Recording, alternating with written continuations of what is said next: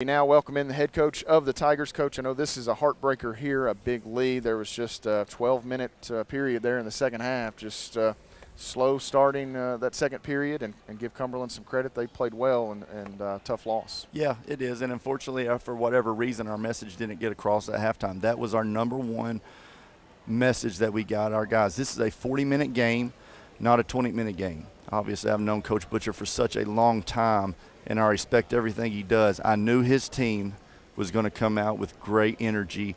And, you know, the bottom line is the first 5 minutes of the second half I thought were very important for our team. And bottom line, we didn't respond. For whatever reason, we came out flat. Our energy level was about as good the first half as it's been all year, and we played about as well as we had all year. The second half, it was about as bad as we've had all year, and we played about as bad as we had all year. And, we got what we deserved, bottom line. I know, watching you, you're over there, you're trying to push a button, you're trying to figure out what it is, what's the switch, what's the call, what can you change. Sometimes there's just really nothing that you can do. You were taking timeouts, you were making substitutions. There was just no answer there at a point where you desperately were trying to find one. Absolutely, and, we did. We tried to slow their runs. We tried to find a way to get the runs of our own going, and we couldn't for whatever reason.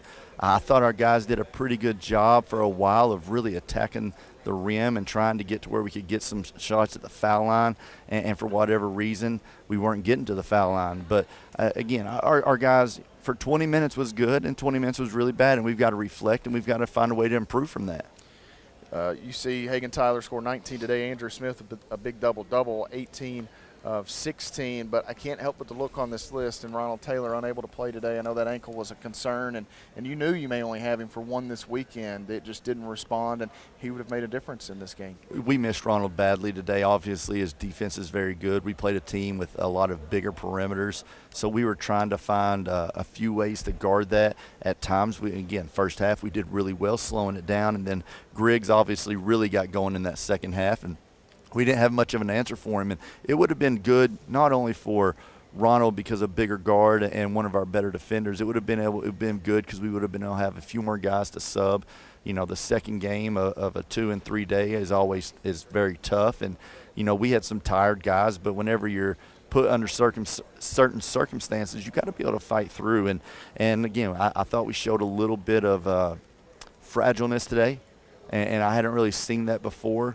But we'll get back to work early next week, and we got to move past it after today. It can't be something that we let linger.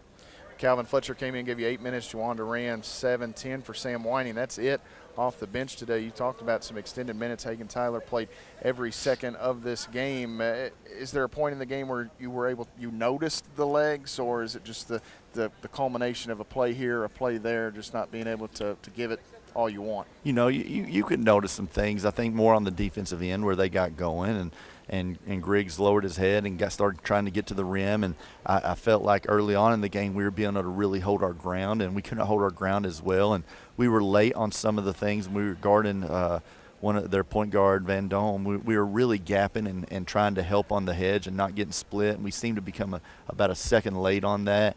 And then, obviously Donnie made some nice changes, and they started putting Drew in this pick and roll, which we knew would happen. And for a while we did really good with that, but we missed some guys on the roll. You could also really see it in our transition defense the second half when their initial run came, where it went from 16 to 10 and then from 10 to 5. They were getting transition baskets, and we were really struggling getting back in transition. But these young men, as much as they put forth, they're able enough to fight through that, and we just got to be a little bit mentally tougher to say that we're not tired. We can rest when the game's over. Unfortunately for you guys, you'll go home. That's the good news. The bad news is you've got another talented team. No days off in the Mid-South Conference. When you get to this point of the schedule, Pikeville, a top 25 club, will come to the POW on Thursday, and that'll be a tough one as well. It'll be very tough. Coach Kelly Wells does a great job. They're 3-1 going into today, playing against Lindsey Wilson. Not sure how that game came out, but at 2-3, you don't want to sit there and say, hey, must win, back against the wall. But it's starting to get to where your back is against the wall a little bit. Pikeville's coming in. You got to be able to protect home court. It's a game that I feel like we'll be prepared for and we'll be ready. But, right now what you have to worry about is where does our mental go? Can we be tough enough to move past the game that we should have won and ended up falling through our fingers and regroup and be able to try to get some confidence for Thursday. And I think we will. We have a senior-laden team, and I expect them to come to work Monday ready to go. Coach, a tough one here today. We'll let you get back to the guys and regroup a bit, and we'll see you on Thursday. Thanks, Matt. Appreciate you. Coach Brent Vernon and the Tigers come up short here tonight as they fall to the University of the Cumberlands. Final score 77-76.